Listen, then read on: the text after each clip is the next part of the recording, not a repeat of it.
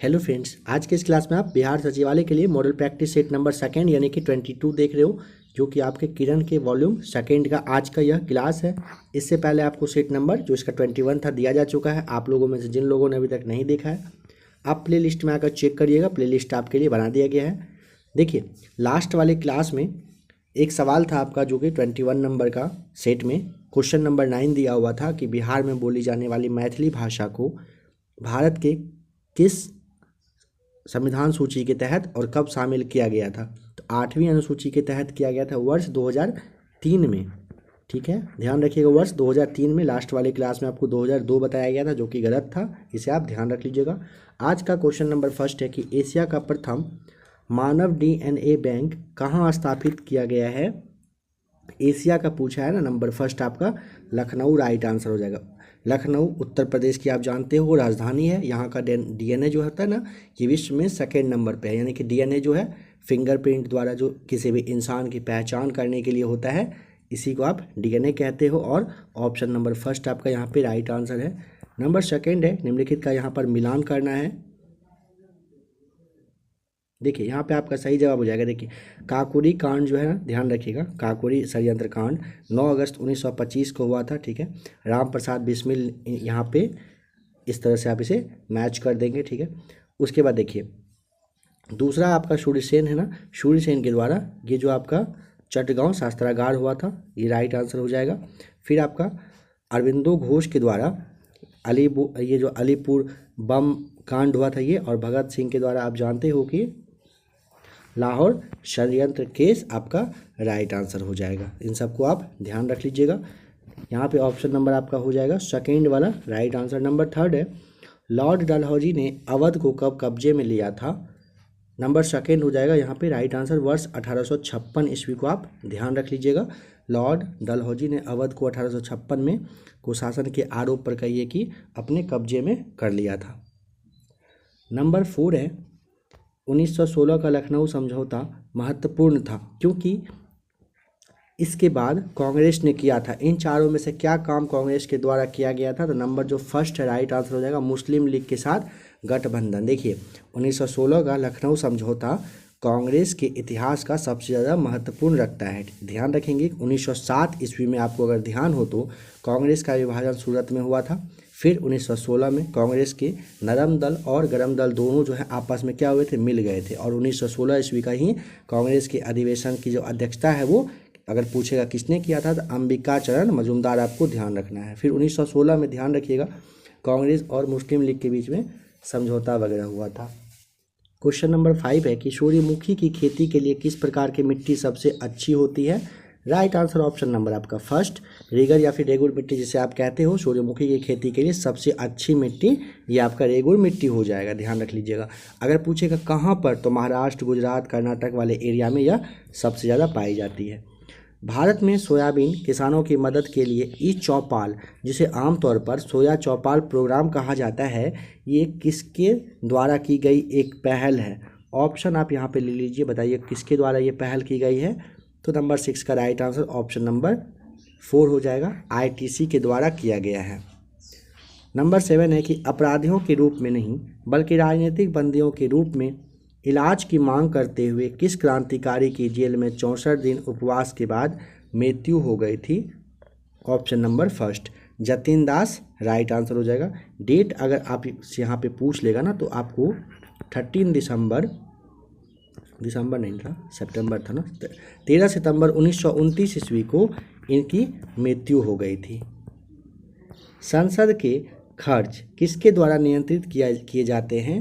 Right answer option number 4 हो जाएगा, नियंत्रक एवं महालेखा परीक्षक के द्वारा ये संसद के खर्च का जो है नियंत्रण किया जाता है। नंबर 9 है नवपाषाण युग के अवशेष बिहार में किन स्थानों से प्राप्त हुए हैं। जगह का नाम बताइए। नंबर देखिए, सारण में चिरांद हो जाएगा, वैशाली, चेचर, पटना, मनेर, इन सब जगह से मिला है ना। नंबर 4 आपका राइट आंसर है। यहाँ पे निम्नलिखित में से कौन दिल्ली सल्तनत के इतिहास का लेखक नहीं था, बताना है। नंबर फर्स्ट अब्बास खां सरवानी आपका राइट आंसर हो जाएगा। नंबर 11 चलिए बताइए कि म्यूचुअल फंड और शेयर बाजारों के लिए मूलभूत विनियामक प्राधिकरण किसे प्राप्त है। नंबर फर्स्ट भारतीय प्रतिभूति एवं विनिमय बोर्ड आपका राइट आंसर हो जाएगा। नंबर 12 है, ऋग्वेद में निहित गायत्री मंत्र किस देवता को समर्पित है? नंबर 4 सावित्री आपको ध्यान रखना है। ऋग्वेद में निहित गायत्री मंत्र सूर्य देवता सविता जो है उनको समर्पित है। ध्यान रखेंगे कि ऋग्वेद के तीसरे मंडल में दिया हुआ है और विश्वामित्र जो है इनके द्वारा लिखा गया है। ऋग्वेद में 10 मंडल है। इन सारे पॉइंट्स को भी ध्यान रख लेंगे, कहीं से भी सवाल आपका बन के आ सकता है। नंबर 13 है, देशबंधु किसे कहा जाता है? राइट आंसर ऑप्शन नंबर आपका तीसरा हो जाएगा। चित्तरंजन दास को आप देशबंधु के नाम से जानते हो। स्वराज पार्टी की स्थापना आपको अगर ध्यान हो तो चित्तरंजन दास और मोतीलाल नेहरू के द्वारा 1923 में किया गया था स्वराज पार्टी की स्थापना। कौन सी समिति गरीबी रेखा को पुनर्परिभाषित करने एवं इसे प्राप्त करने के सूत्र की देखरेख कर रही है? नंबर 2 एस तेंदुलकर समिति आपका राइट आंसर हो जाएगा। बताइए कि 24वें जैन तीर्थंकर के अंतिम तीर्थंकर कौन थे? नाम उनका बताना है, तो तीसरा आपका राइट आंसर हो जाएगा महावीर स्वामी 24वें और अंतिम तीर्थंकर रहे थे जैन धर्म के। नेताजी सुभाष ने आज़ाद हिंद सरकार की स्थापना करी थी कब?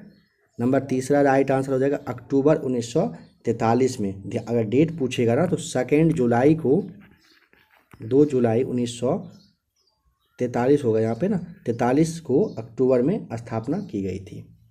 नेक्स्ट क्वेश्चन नंबर 17 है, बताइए कि वह कंडीशन, वह स्थिति जब एक अर्थव्यवस्था में पैसे की आपूर्ति वस्तुओं और सेवाओं की आपूर्ति से अधिक हो जाती है तो उसे क्या कहा जाता है? नंबर तीसरा राइट आंसर हो जाएगा, उसे आप मुद्रास्फीति के नाम से जानते हो। ध्यान रखेंगे, वैसा कंडीशन जब एक अर्थव्यवस्था में पैसे की आपूर्ति ना वस्तुओं और सेवाओं की आपूर्ति से अधिक हो जाए तो वैसे को आप मुद्रास्फीति के नाम से जानते हो। नंबर 18 है, सकल घरेलू बचत में कौन प्रमुख योगदान करता है? नंबर 4 आपका परिवार हो जाएगा सही जवाब। नंबर 19 है, भारत का सबसे ऊंचा बांध कौन सा है? ऑप्शन नंबर 2 यहाँ पे आपका ऑप्शन के अकॉर्डिंग देखिए, टिहरी बांध भारत का सबसे ऊंचा बांध है। कहाँ पर है? तो भागीरथी नदी पर है। कहाँ पर? राज्य बताइए तो यूके यानी कि उत्तराखंड राज्य में यह अवस्थित है। नंबर 20 चलते हैं, महात्मा गांधी को राष्ट्रपिता के नाम से सर्वप्रथम किसने संबोधित किया था? उनका नाम बताना है। नंबर तीसरा, सुभाष चंद्र बोस के द्वारा सबसे पहले, डेट भी आप समझ लीजिए यहाँ पे 4 जून 1944 को सुभाष चंद्र बोस ने जो सिंगापुर रेडियो था वहीं से एक प्रसारण के टाइम में सबसे पहले महात्मा गांधी को राष्ट्रपिता कहकर संबोधित किए थे। हर वर्ष अंतर्राष्ट्रीय जनसंख्या दिवस कब मनाया जाता है? नंबर 1 11 जुलाई को हर साल अंतर्राष्ट्रीय जनसंख्या दिवस मनता है। भारत में सर्वाधिक जनसंख्या वाला राज्य कौन सा है? ऑप्शन 2 आप देखने के साथ समझ गए होंगे, उत्तर प्रदेश सही जवाब है। उस्ताद जाकिर हुसैन का संबंध संगीत के किस वाद्य से है? वो क्या बजाते थे ये आपसे पूछा गया है। नंबर आपका 2 हो जाएगा, तबला वादक रहे थे। और जो आपका सितार है इसके लिए फेमस कौन व्यक्ति है अगर आपको ध्यान हो तो? पंडित रविशंकर, नाम ध्यान रख लीजिएगा। भारत में यातायात व्यवस्था यानी कि ट्रैफिक सिस्टम की शुरुआत का श्रेय जाता है किसको? नंबर 2 ब्रिटिश शासक के द्वारा सबसे पहले कही किसकी शुरुआत की गई थी। नंबर 25 बताना है कि ताम्रपाषाण युग के अवशेष बिहार में निम्नलिखित में से किस स्थानों से प्राप्त नहीं हुए हैं? नहीं हुए हैं पे आपको ध्यान रखना है। सोनपुर गया से हुआ है, चिरान सारण से हुआ है, सासाराम रोहतास हुआ है। ये जो पाटलिपुत्र पटना है यहाँ से ताम्रपाषाण युग के अवशेष नहीं मिले हैं। तो ये आपका हो जाएगा ऑप्शन नंबर 3 यहाँ पे राइट आंसर। नंबर 26 है, मधुशाला किनकी कृति है? ऑप्शन नंबर 3 हरिवंश राय बच्चन के द्वारा मधुशाला ये लिखा गया है। ठीक है। नंबर 27 है, सबसे अधिक चमकीला ग्रह कौन सा है? नंबर 1 शुक्र हो जाएगा। यहाँ इसके बारे में आप जानते हो कि यहाँ पर कार्बन डाइऑक्साइड गैस रहता है। शुक्र को आप भोर या फिर सांझ के तारा के भी नाम से जानते हो। नंबर 28 है, इंकलाब जिंदाबाद का नारा किसने दिया था? इन चारों में से क्या होगा राइट आंसर? ऑप्शन नंबर 3 हो जाएगा, भगत सिंह के द्वारा इंकलाब जिंदाबाद का नारा दिया गया था। नंबर 29 है, कह रहा है क्या भारत में कौन सा राज्य सबसे अधिक पड़ोसी राज्यों की सीमाओं को स्पर्श करता है? नंबर फर्स्ट ही हो जाएगा उत्तर प्रदेश। ढेर सारे राज्यों से लगने लगता है, जो कि सबसे ज़्यादा मतलब राज्य से लगने का रिकॉर्ड इनके नाम है। राज्यसभा के पदेन अध्यक्ष होते हैं, कौन होते हैं? नंबर सेकेंड उपराष्ट्रपति साहब राज्यसभा के अध्यक्ष बन जाते हैं, मतलब जो इंसान उपराष्ट्रपति बनेंगे वो राज्यसभा के अध्यक्ष भी बनेंगे, वही बनेंगे। निम्नलिखित में से बताना है कौन है जो सार्क सदस्य नहीं है? नंबर फर्स्ट हो जाएगा थाईलैंड नहीं है। देखिए ध्यान रखेंगे, इस दक्षिण एशियाई क्षेत्रीय सहयोग संगठन जिसे आप सार्क के नाम से जानते हो, इसमें टोटल जैसे आपका अफगानिस्तान, बांग्लादेश, भूटान, भारत, मालदीव, नेपाल, पाकिस्तान और श्रीलंका सभी इसमें शामिल है। 8 दिसंबर का डेट आपको यहाँ पे ध्यान रखना होगा। 8 दिसंबर 1985 ईस्वी में ना ये इसकी स्थापना ढाका में करी गई थी। नंबर 32 में बताना है कि यूनेस्को का मुख्यालय कहाँ पर है? मुख्यालय से सवाल हर एक सेट में रहता है, इस पर आप कमांड कर लीजिएगा। नंबर फर्स्ट पेरिस आपका बिल्कुल सही जवाब हो जाएगा। निम्न में से कौन सा भारत का राष्ट्रीय पक्षी है? 33 का राइट आंसर ऑप्शन नंबर आपका तीसरा हो जाएगा। मोर जो है भारत का राष्ट्रीय पक्षी है। अब देखिए अगर पूछेगा किस डेट को, तो 1 फरवरी 1963 से यानी कि 1 फरवरी 1963 ईस्वी को भारत जो है से राष्ट्रीय पक्षी घोषित कर चुका है। नंबर 34 है भारत का चावल भंडार किस राज्य को कहते हैं? नंबर यहाँ पे आपका चावल भंडार पूछा ना, तो आंध्र प्रदेश आप टिक करेंगे। नंबर 4 बिल्कुल सही जवाब हो जाएगा। कौन से बौद्ध स्थल में पत्थर से तराशे शिल्प नहीं है? अजंता में है, नासिक में है, कार्ले में ना पत्थर से तराशा हुआ मतलब आपको दिखेगा, बट यहाँ पे नागार्जुन कोंडा में अगर आप जाओगे तो यहाँ पे आपको नहीं दिखता है, तो ऑप्शन नंबर चौथा आपका सही जवाब हो जाएगा। हीराकुंड का संबंध इससे है, इन सब में से किससे है? नंबर तीसरा हो जाएगा महानदी से। देखिए हीराकुंड बांध ओडिशा के संबलपुर के पास जो महानदी है यहीं पर बनाया गया है। भारत की आज़ादी के बाद शुरू होने वाला पहला बड़ा सा मतलब कहिए कि बहुउद्देशीय नदी घाटी परियोजना में से ये टॉप पे है। और देखिए 1953 में इसका काम पूरा हो गया था 1953 में। फिर 13 जनवरी का डेट आप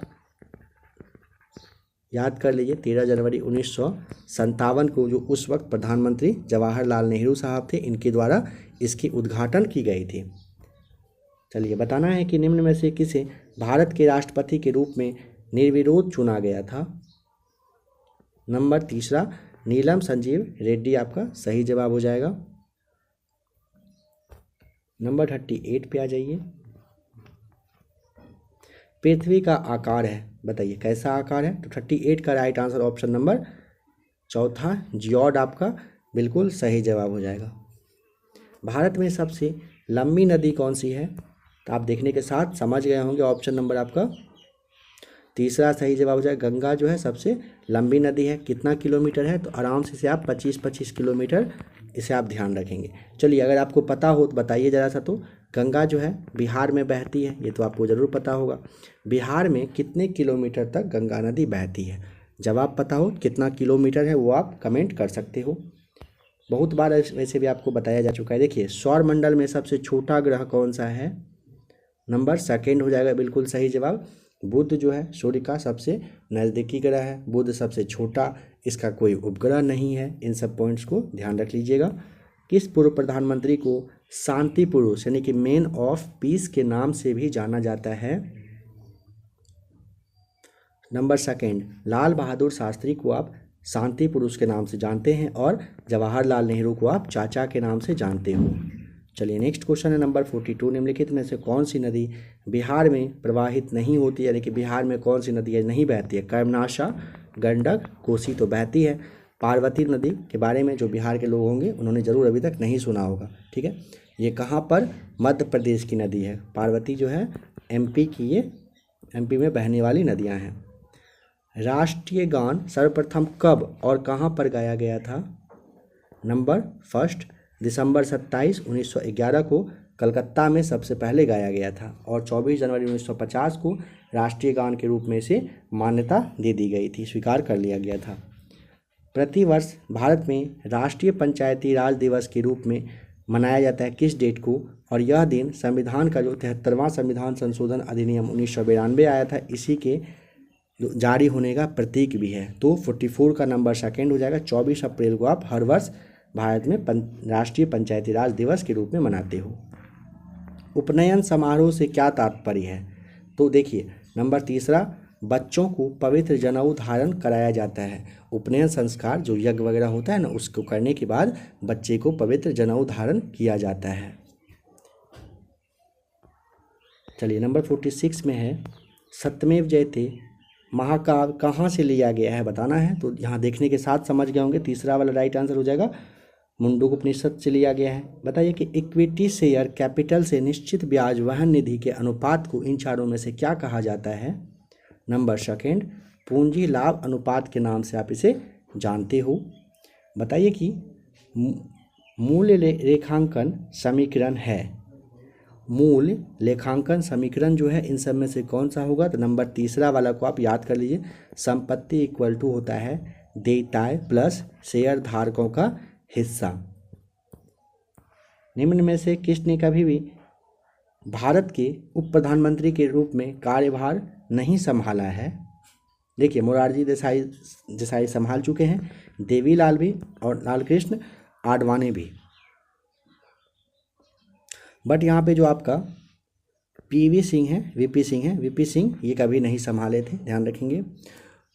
1989 और 90 का जो टाइम रहा था ना, इसमें भारत के प्रधानमंत्री रहे थे, ठीक है। मोरारजी देसाई, देवीलाल आपके हैं और लालकृष्ण आडवाणी भारत के उप प्रधानमंत्री, सारे ये सब रह चुके हैं। नंबर 50 में बताना है कि रिजर्व बैंक ऑफ इंडिया की स्थापना किस वर्ष में हुई थी? नंबर आपका 4, वर्ष 1935 में। आप जानते हो 1 अप्रैल को हुआ था, मुख्यालय मुंबई में बनाया गया था। नंबर 51 जो कि साइंस का क्वेश्चन है, बताना है कि 5.6 किलोवाट इक्वल टू क्या हो जाएगा?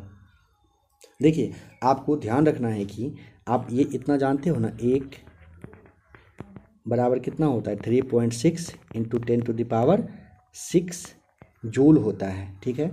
क्या है यहाँ पे? 5.6 किलो इक्वल टू आपका यहाँ नीचे लिखा जा रहा है, देखिएगा 5.6 इंटू 3 मल्टीप्लाई, यहाँ पे पॉइंट है 10⁶।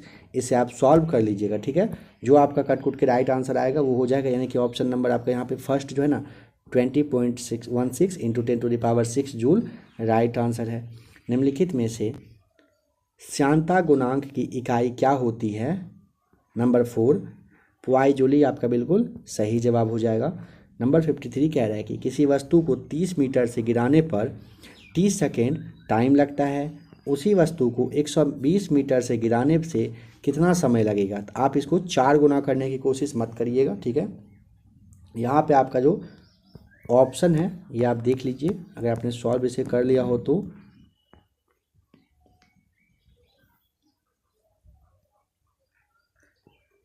इन चारों में से आपका क्या ऑप्शन होगा अगर आप बताना चाहें तो? देखिए यहाँ पे आपका ना ऑप्शन नंबर जो सेकेंड है ना 2t सेकेंड, ये बिल्कुल सही जवाब हो जाएगा।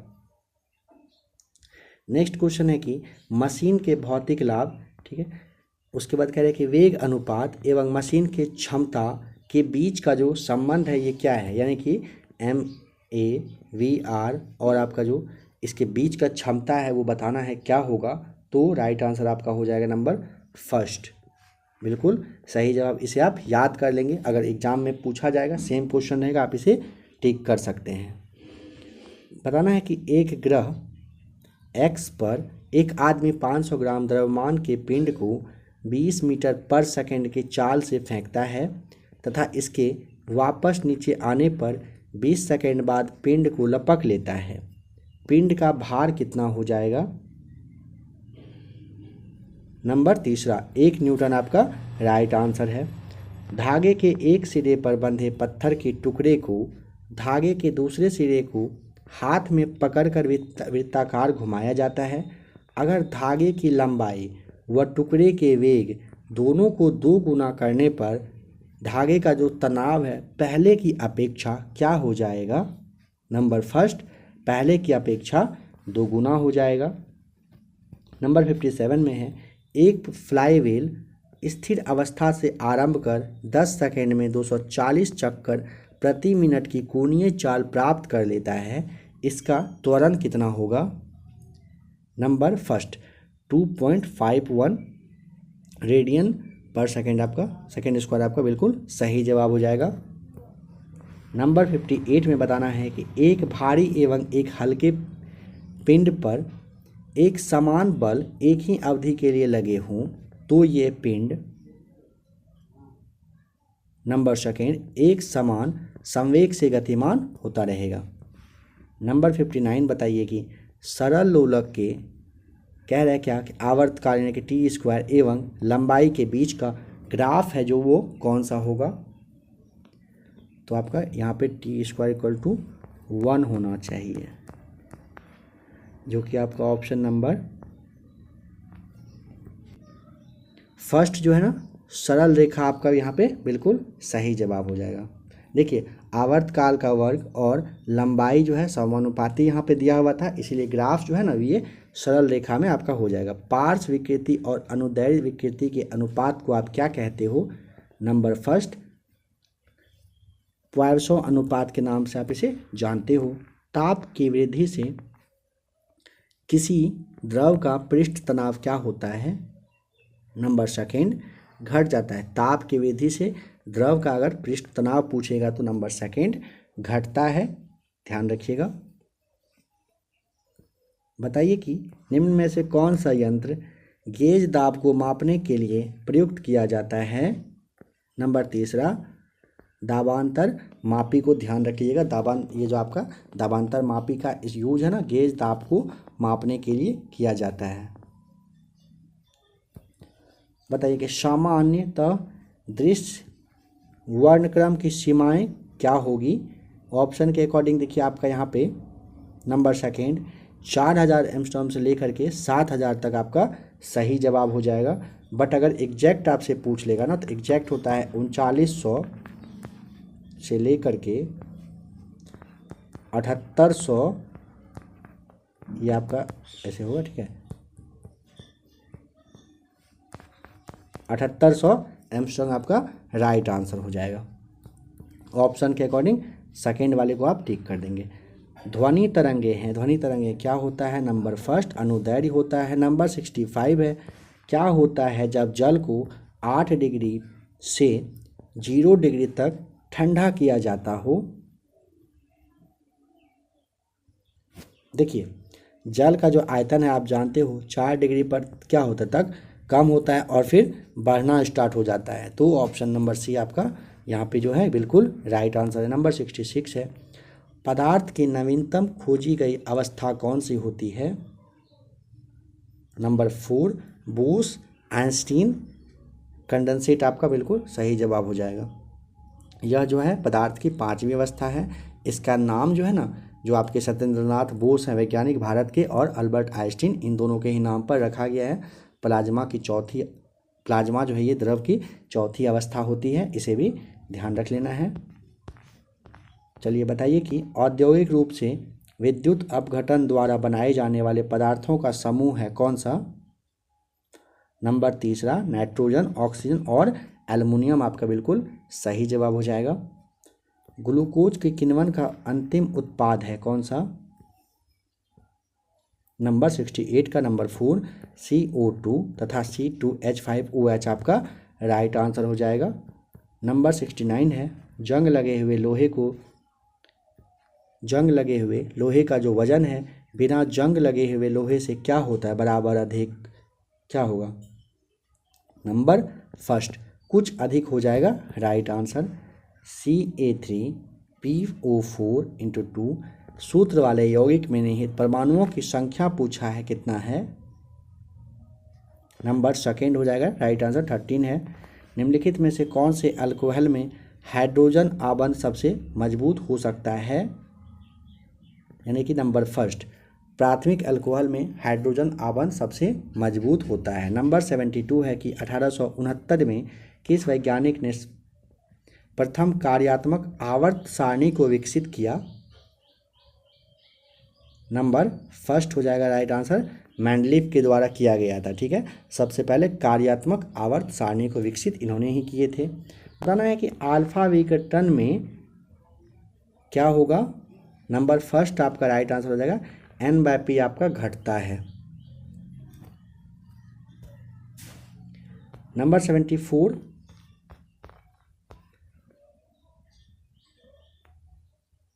बताइए कि ऑनेरियोलॉजी किसका अध्ययन करता है, मतलब किस चीज़ का अध्ययन इसमें होता है। तो 74 का राइट आंसर नंबर सेकंड, सपनों का अध्ययन किस में होता है, तो ऑनेरियोलॉजी में होता है। किस कोशिकांग को कोशिका का मास्टर कहा जाता है, नंबर 4 आपका राइट आंसर हो जाएगा, नाभिक को कोशिका का मास्टर कहा जाता है। नाभिक कोशिका के डीएनए की ब्लूप्रिंट के अवयव में, मतलब कहिए कि अपने आप को मतलब रख लेता है। नंबर 4 आपका राइट आंसर हो जाएगा।